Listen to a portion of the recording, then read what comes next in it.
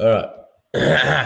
All right. G'day and welcome to Wing It podcast number 14, 15, or 16. I have no idea because Dogger continuously keeps changing the number on the shared notes page. So I think it's 15. I'm going to roll 15. With 15. There we go. Yes. Anyway, welcome to Wing It. 16?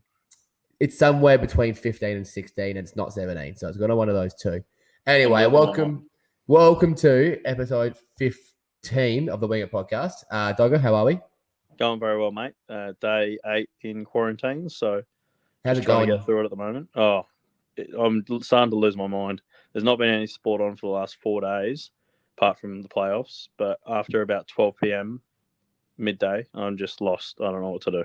That seems to be the thing with quarantine. The first 4 to 6 days, it's actually all right, and then it's that 7 to 11, or probably that 7 home. It's where it just sucks. Yeah, the second half is a slog, but looking forward to the footy this weekend. Yep. So I'm trying to make most of it. At least in quarantine, you watched a lot of football, so I'm sure you did. Anyway, actually, I know you did. So we'll review the round that was round 11. Yeah, we'll review round 11. Yeah. And then obviously your numbers all over the shop. I usually do. Then we'll also have our players of the week from round 11. I have high expectations of your player of the week this week, Dogger, considering the amount of football you watched. Yeah. Then we'll do round 12 preview. Obviously, we're getting into the buys now, so the preview's going to be a bit shorter. Was it 6 games a week? Is that right? Yeah. I reckon, 6. And then obviously it sounds like 6. We'll go with it.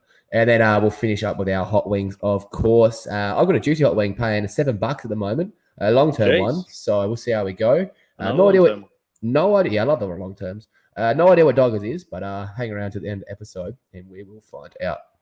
All right, with any further ado, let's kick off with the round 11, although it says round 10 because the numbers are everywhere on our notes page. Review.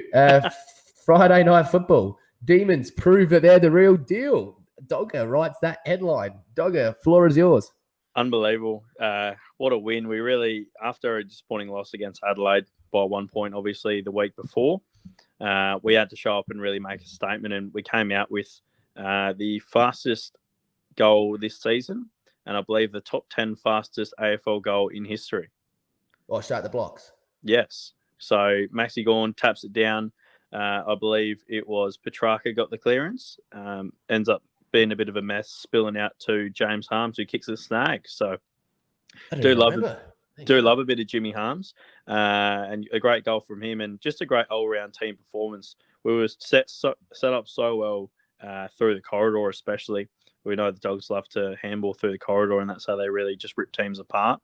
But we really stopped that, and they got season-low handballs, and really were just struggling and sort of playing just a kick-catch game, which was getting them nowhere as their clearance games really dominated. And I was really keen on Bontempelli to get tagged by James Harms, as we prefaced in the last episode. Yeah. But far out, did the coaching staff earn their money, and I realised why they get paid way more than I ever will for coaching. But ended up tagging out Liberatore out of the game. So had a season low for clearances and just shocking game all round. Just James Harms sort of strangled him, didn't allow him to do any of the work that he's been doing to let them dominate games and dominate the clearances. So it's really impressive to see that, and was pretty much the main reason we won the whole game. So very impressive. I think we may have now seen, I won't call it a blueprint just yet, but a potential blueprint on how to beat the Bulldogs, because you have Treloar and Dunkley, their 2 best contested players, out. Yep. Now, if you can remove Libba, who I think is the most important player, even with those players in the team, you remove him, they have no contested appeal. It's all, McRae's uncontested, Hunter, Bont, Smith, they all are. So that might be the blueprint. If you can get Libba out the way, who's going to win the dirty pill? So interesting, but great win to Melbourne. We both tipped that, didn't we, on the podcast? You were shocked I did, and we both smacked it home. So I wasn't very keen on it. Like, if I wasn't a Demons fan, I probably would have taken the Dogs. But no, we proved most people wrong. So it was a big win from us, and we really needed that. We did. All right, great game. Moving on to Saturday afternoon, Geelong scraped past the Pies. We both watched. I watched all this game actually. Yeah. Probably the worst game of footy I've watched in a hot minute. Pies were 1 goal up until 3/4 time from memory. Yeah, I think they went goalless at halftime. Yeah, 0-7 for the first half. So that's disgusting. And then first 1 goal since the 60s, I think. Jeez.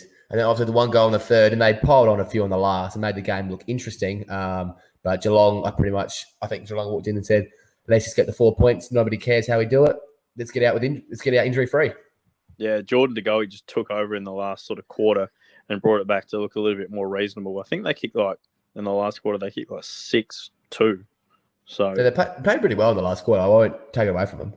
Yeah, no, big time. But to only win by 10, Geelong sort of just dozed off in the last half, really. But no, just one of the shittiest games of footy I've ever watched in my life. Some of the worst kicking you've ever seen. So no real reason, not windy or anything like that. So I don't know, just two shit teams going at it. Two shit teams. Wow. No, Geelong on a premiership contender for me. Oh, wow. But no, I think Geelong came in with let's get 4 points and let's make it scratch-free. That's what they did. So that's what teams like that do.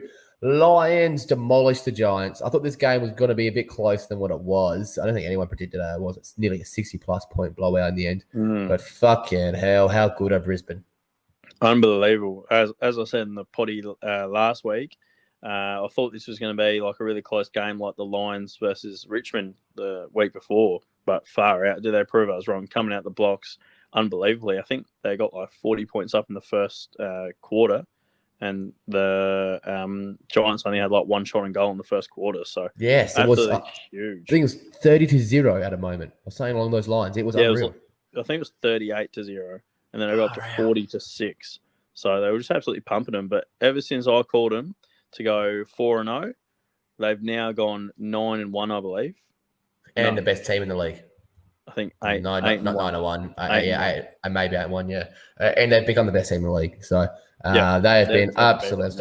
They are the team to beat, no doubts. And they're going to be hard to beat come September. And Neil coming back in as well. They've done all this without their best player and over the best player in the AFL. So unreal. Makes no sense. No, it doesn't. Saturday night, Saints take care of business against the Kangaroos. We're going to skip through this game nice and quick, are we? Shocking game. Skip for me. Just skip, didn't watch. Saints almost got a little bit lucky throughout most of the game. I think there was only two or 3 points in it going to the fourth quarter, and they just stormed away late. But yeah, the Saints just couldn't hold them off, which is a bit weird. But yeah, just showed that the Saints are a bit lackluster. Yeah. All I can say is that Colin Cowherd Classic, didn't watch it. Not worth my time, so I didn't watch it. On to the next game. Saturday night. She's a shit Saturday night of footy, wasn't it, if you think about it? I don't mind it. No, it was a great Saturday night. What do you mean? Gold Coast pumped the Hawks. Yeah. Is that thrilling, is it? Well, it was on the same time as probably the best game of the round. Don's beating out the Eagles in a thriller. Yes, that salvaged it. But still, I'm more talking about the actual marquee. They think, let's put St Kilda and North Melbourne and also Gold Coast and Hawks on a Saturday night. They should be Sunday, 12 o'clock. So that's shocking. Yeah. But yes, Dons did beat out the Eagles in an absolute classic. Yeah, that game was just sending me through a loop. The Eagles were the last leg on my multi. I have no idea why I put them in because I hate them and I cannot trust them, even at home. Didn't want to talk about it last episode and don't want to talk about it now. Eagles are just that shit. They still will not make finals, guarantee it. I said it at the start of the year and I'll say it again. They will not make finals. So many, we were talking about it before the show came, so many injuries at the moment. Tim Kelly out 5 weeks, Witherden out 5 weeks, Hearn only just coming back now, and they're just going to struggle to keep people on the park. And yeah, I don't think they're going to get enough wins to make it into the top 8. No, very disappointing from West Coast, and it's getting worse from here on out. Last thing on that game, I just want to say, I am sick to death of Essendon. The talk coming out of Windy Point, whatever it's called. I'm sick to... No, there's not. It's like Windy something, like where their actual club rooms are. I'm sick to death of hearing this shit from Essendon. Oh, the greatest win in years. Oh, the kids are the best batch of kids in the AFL. Can we all just pump the brakes on Essendon here, please? Pump the brakes. West Coast had lost Tim Kelly in the first half. They were not on wet weather. Doesn't suit West Coast at all. Essendon have beaten no one to this point. They've lost to shit like Hawthorn. Let's pump the brakes. Like 7 AFL posted, would Essendon make top 8? If they get out the top 6, I'll eat my hat. I have no idea where this whole Essendon talk is going. They're a worse team than St Kilda. Let's just pump the fucking brakes at Essendon, and I'm sick of hearing it. I'm just super impressed by them because they're doing this without any key forwards, without Who any are their key backs. forwards, regardless? Even when they come in, do we go, wow, Peter Wright's back, now they're on? They've got no key Or forwards, Hurley. no key backs. No one cares. And no rucks. And They're they're doing still all this, dominating. but they're a shit team. Even when these positions come, we need to call them positions, not players. When these positions come back that are important to every team, they are still shit. But imagine they go out and cop a good key back, a good key forward, and Sam Draper comes back and becomes a good ruckman. If they cop them in the off season, they need to. Like there's talk of nothing's happening now. Pie twins, of course, yes. I'm not talking about. That would be elite.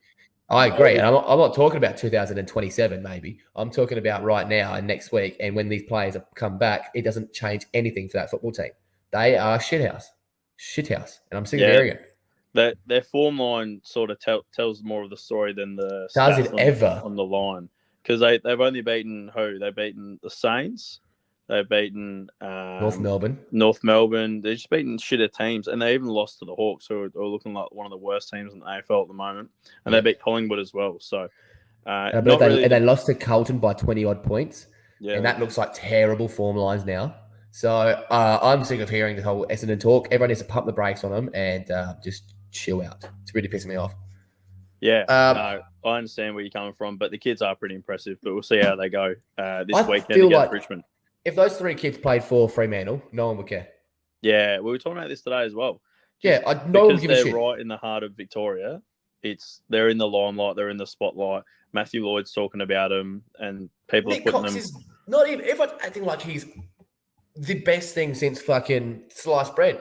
Like he's not. If he was playing in Fremantle right now, like no one talks about Adam Chera and he's being a really good young star. No one talks about Brayshaw genuinely being an out-and-out star. No, Sarong. No one talks about this. No one even talks about Tom Green, who's becoming like one of the most elite contested midfielders in the comp, kicking 2 goals like a game, and he's dominating and leading the Rising Star, which I called at $9 at the start of the year. Just had to put that in there. But they're talking about Archie Perkins and Nick Cox, who are getting like 11 touches a game, and they look good and they look like they could be good, but they're not doing what people are piping them up to do. Well, Lockie Scholl's will be a top 3 in the Rising Star and is averaging 20 odd touches a game and winning with a team that's supposed to be the worst team in the AFL.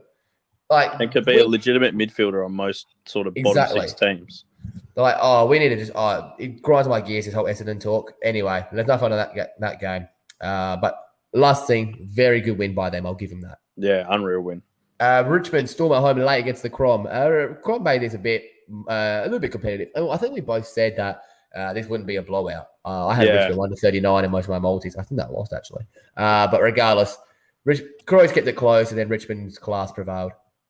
Yeah, Richmond just pumped it on early, and as you said before, we thought it would be pretty close, but it was pretty close up until the last quarter. I think there was only 1 or 2 points in it going into the last quarter, but some of the veterans for Richmond really stood up, like Cochin, obviously, and Jack Rewalt was just unbelievable in that last quarter. I think he kicked 4 goals in the last quarter, so I was pretty stoked on that. Had him for most goals, had 2, and then what's his name? Coleman Jones had 4. So I'm like, well, that's done and out of the water, but comes and kicks 4 in the last quarter with one of the best marks I've ever seen in my life as well. Yeah, that's awesome. That was an awesome mark. It was 8 goals to 7 at halftime, and then at 3/4 time, Richmond third quarter they pumped 6 goals to 1. Wow, that's where the game was won and lost. They only kicked 3 goals in the last. To Crows 3 as well. I thought Rewalt kicked 4 in the last quarter. Might have been 3 in the last quarter then, but they only kicked 3 as a team in the last. But yes, it was. Third quarter, Richmond turned it on, and they're only going to get better as well because that's what Richmond tend to do every year, and it's kind of pissing me off. They peak at the right time, don't they? Don't they just? All right, next game. Oh, God. Nank out as well. That's big. We'll talk about that in the preview. Huge. Are they playing this week, Richmond? They are. We'll talk about that in the preview. That is huge. Now on to the next game. Sydney breezed past the 3/4 Blues. I like that name because at quarter time, I tipped Carlton. And I'm thinking, well, not quarter time. I think it was 27-6 to start the game. And I went, oh, you beauty. This looks good. Then Sydney came back. And then Carlton came back and had another handy lead. Yeah, they're up like 20. And I switched off. And then I checked the end of the game and they lost by a decent amount. Yeah, it was shocking. They lost by like 22 in the end. But Heaney and Papley and all those sort of little forwards were popping up in the dying stages of the game and really blew it out to more than what it was. because it was actually like a really, really close game the whole way through. But ripper game of footy, I must add. It was a great watch for sure for the neutral fan. But far out, Paddy Cripps in this game just blew me away. They didn't get the win in the end, and it was not down to Paddy Cripps. He was unbelievable. Kicked 3, had like 28 touches, and was just everywhere. He was if Carlton win that game, or if it's a closer game, he probably wins that medal. He was fantastic. Which we called it $10. Which we both called. We did. Also, you can change that title next time to the 2-quarter Blues. They kicked 3 goals after half time. Far out. And Sydney banged on 7. 7 goals, 6. Isaac Heaney, a big shout out to him because he was unbelievable in this game. Deserved the medal. No medal. No take it away from me. Deserved the medal in the end. Yeah, did deserve the medal big time. Was his best game of the season. Had a huge DT score, which was rewarding his owners like you can. Yeah. But no, a huge game from him, and a sign of things to come. That's sort of the player that we expect him to be at the moment. And if he can continue to show that, he'd be putting his name in for All Australian for sure. He had his hand in the barrel for All Australian before he got injured, and then he had a couple of shit games and and then obviously a game injured and then missing a game from the injury. I think he lost it then, but he had his hand in the jar. I don't think he'll get there because of those missed games, but you never know. Missed too many games, but if he continues performances like that, he's going to knock down the ball. 100%. He's been very good, and Sydney are a good team.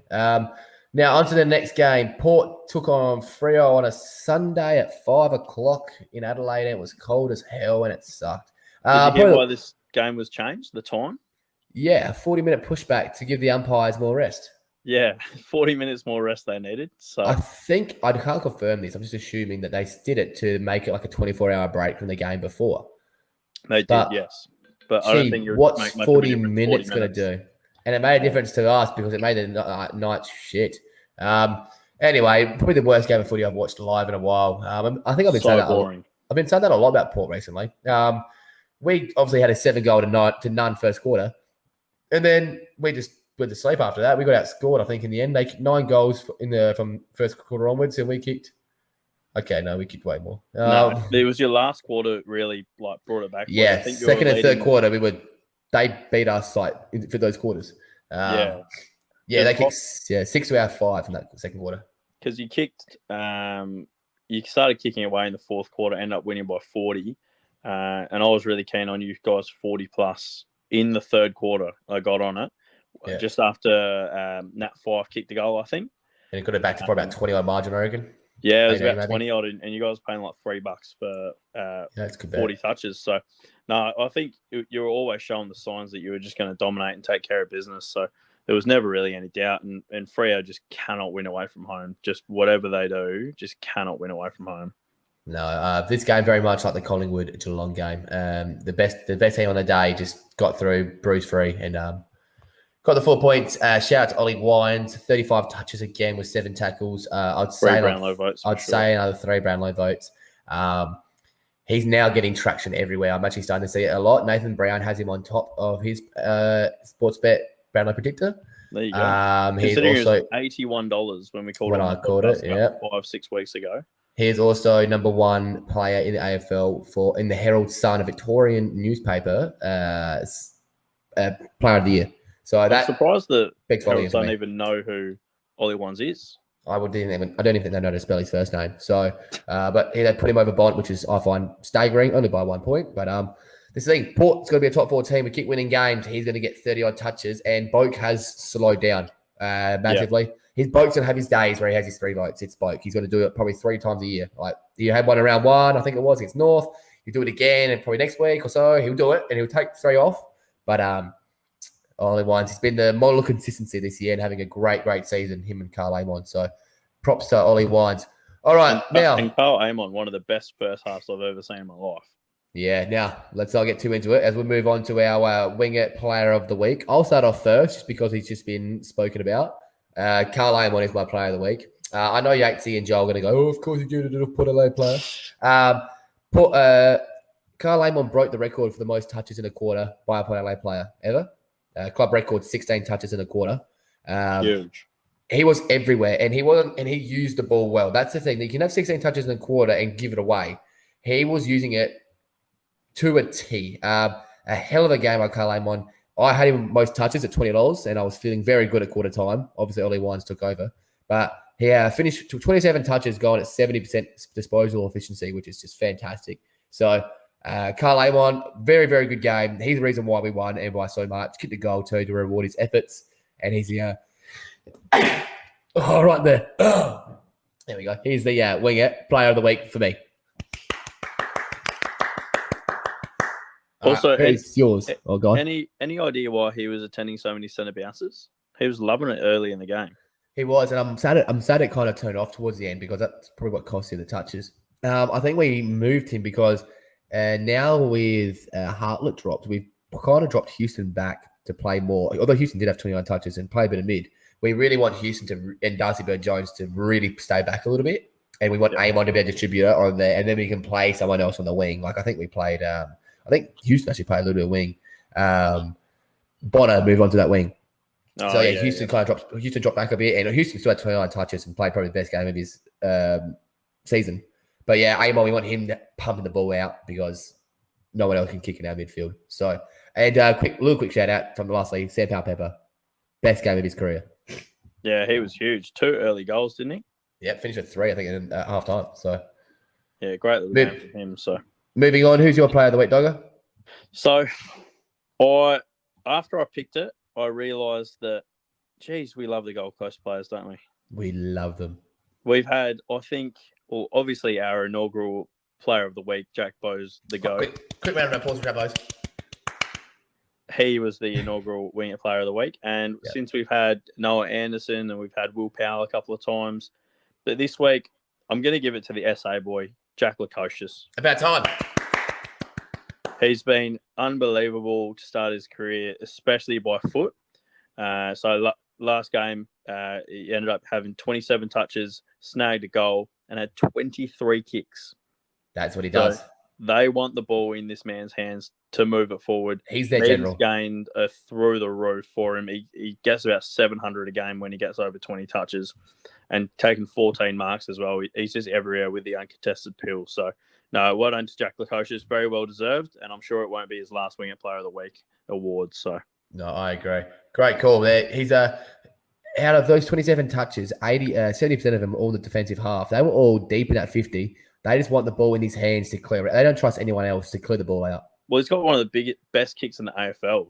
He's top 10 in my eyes. Accuracy and also distance, can bomb at 60 quite easily, and can hit a chest from 60 as well. Like, don't put it past him at all. So, no, pretty impressive player and definitely just elite skills. So he's going to have a very long career if he keeps that up. I think he's a bit of a POD on Earth. He's definitely a POD, but he's a shout on fantasy. The fact that he's playing defense and getting these cheap kicks like Zach Zeeble and Aaron Hall does, but then he sneaks forward and kicks goals. He had 2 shots on goal, 1-1, because he takes his marks, 45 to 60 out just from pushing up, which and is you can back him in, and definitely. So he's a real shout for fantasy. I know a lot of people started with him. How much is he sitting at the moment? I've got no idea. I've got to shoot him 550 or something like that. I mean, my guess. Yeah, I reckon maybe 600, but I've got no idea. Anyway, well done, Jack Lukosius. All right, now move on to our preview for next week. Short round. Obviously, we're into the buys now, and Thursday nights will come back the week after, which is unfortunate. Yep. Would love a game tonight. Anyway, Friday night, Lions and the Demons, probably the game of the year, you could say. Demons are Brisbane are the best team in the comp and the informed team, and Melbourne are sitting on top of the ladder. So this should be a classic. Doggo, kick us off. Well, bit nervous about this game, to be honest. I'm glad it's not at the Gabba. I don't know. Is it at the G? It's at Giant Stadium. It's at Giant Stadium, yeah. So I imagine they've moved, yep. So, no, last week I wasn't too keen on us with our matchup against the Dogs. But far out, the D's have really put more faith in me than I thought that they could put in me, to be honest. But no, I think it's going to be a really good game regardless. I'm obviously going to take the D's, but in a very, very close one. I don't think it's going to be like the Giants, the Doggies game last week, or the Giants game for the Lions last week either. So I think it's going to be really, really tough. The Lions, one to look at in this, the Lions have 5 players in the top 25 for ground ball gets inside 50. So if our defense is able to hold up, with our aerial prowess and keep the ball above our head and mark when the ball comes inside 50, then I think we win the game.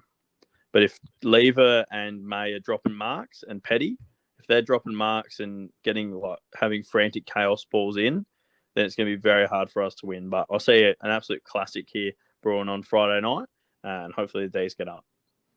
Yeah, I'll be going. I think Brisbane win this by about 25. I'll be taking Brisbane 20 to 39 at $5 odds. I think that's awesome. If it was at the G, I think it'd be a lot closer. But I think Brisbane are going to really show how good they are.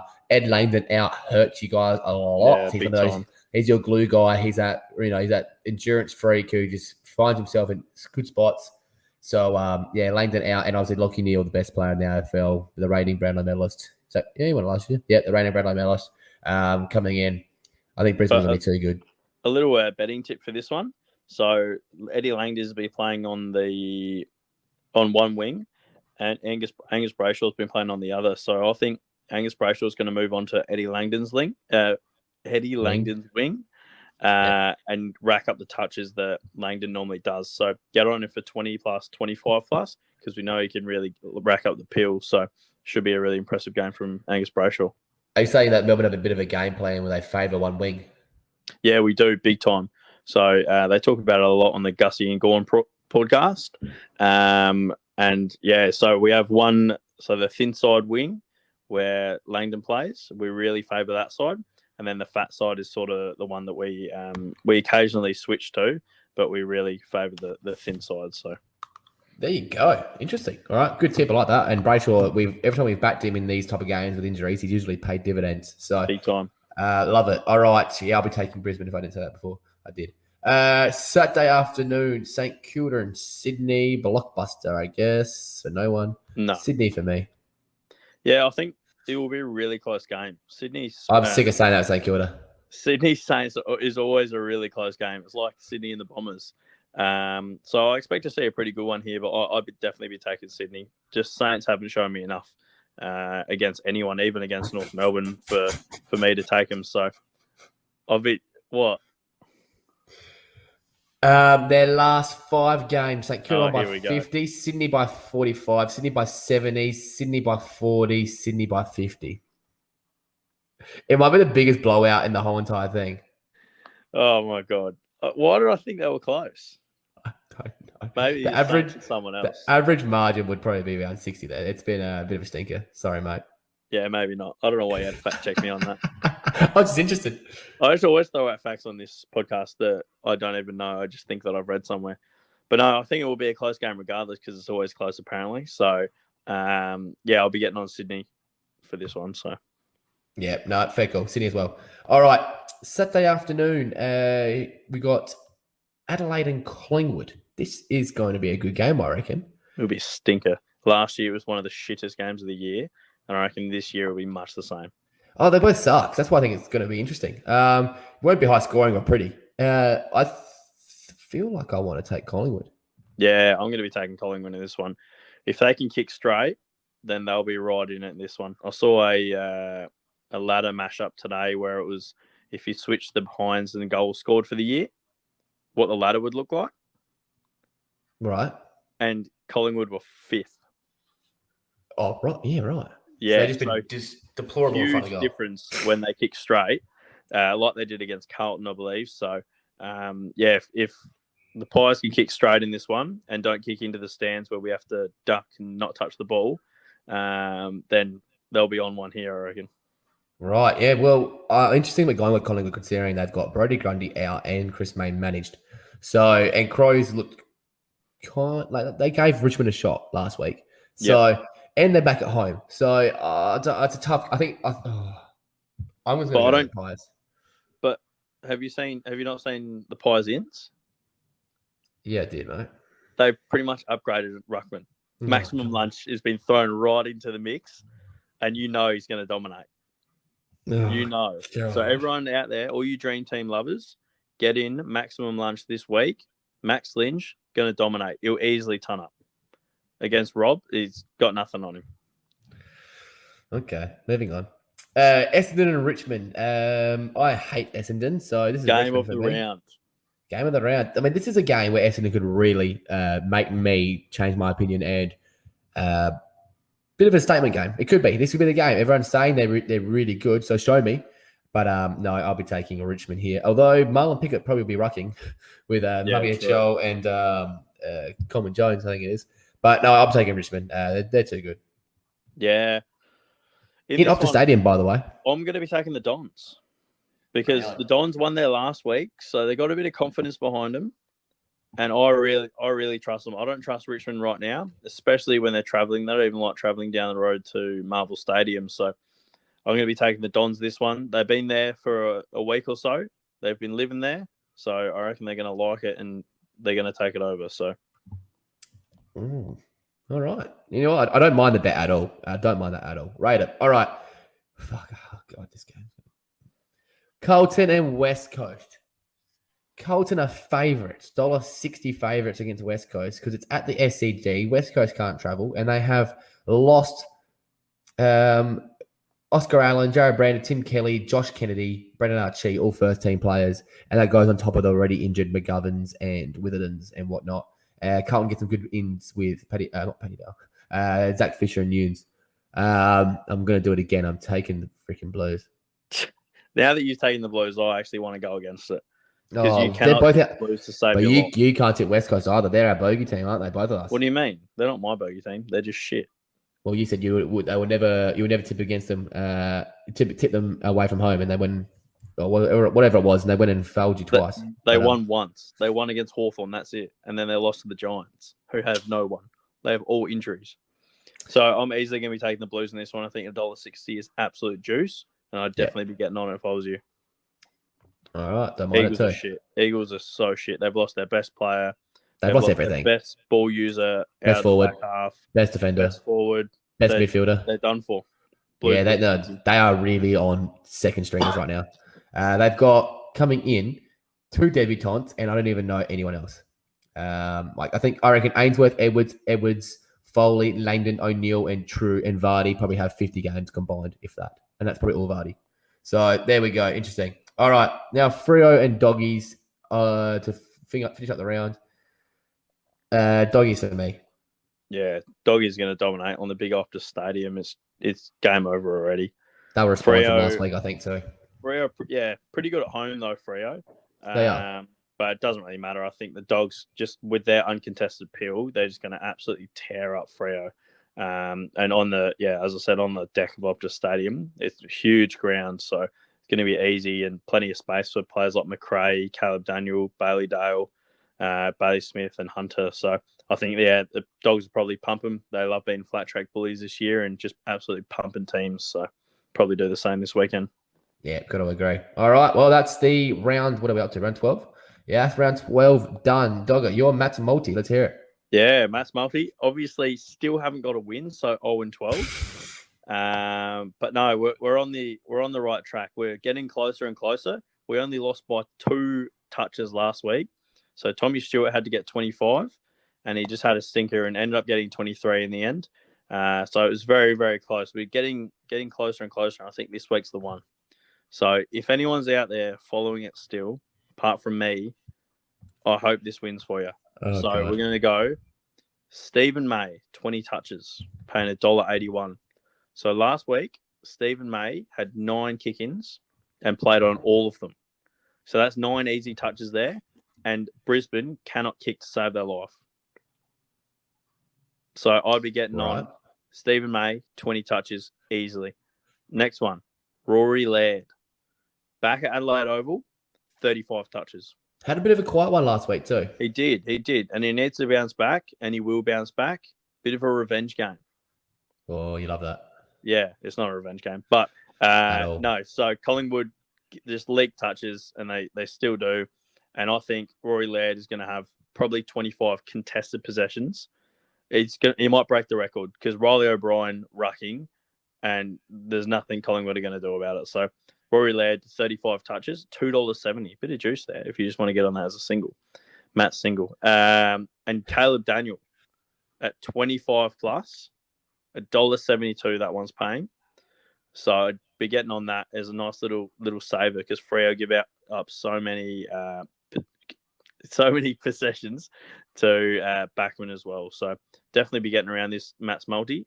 $8. Matt's defenders multi. The Matt's yeah, defender multi. All defenders, yeah. All in Dream Team anyway. So what was it paying again? $8.60 Matt's multi this week. So plenty of juice in that one. Chuck $3 or $4 on it, and it could pay for your weekend. So that'd be all right. Don't mind it. All right. Well, you've changed it up. Just go for defenders. All right. Cool. Anyway, there we go. All right. Moving on to our hot wings. I'll kick off my hot wing. I'm going with, I alluded to it early in the podcast. Jack Revolt for the Coleman is paying $7. Tom Lynch is out for, I think, 5 or so weeks, 6 weeks, 8 weeks, something like that. I know, a long time. How long? I don't know, 5, 6, 8, 7, like that. 5, 6, 7, 8. Anyway, pretty much most of the regular season he's out for. Revolt, we saw what he could do last week as a number one ruckman, number one forward, sorry.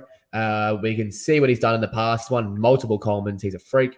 I think Revolt is the one to go because you look at everyone in the Coleman medal race right now. You can't trust anyone. You can't trust Tex. You can't trust Bruce. You can't trust Mackay.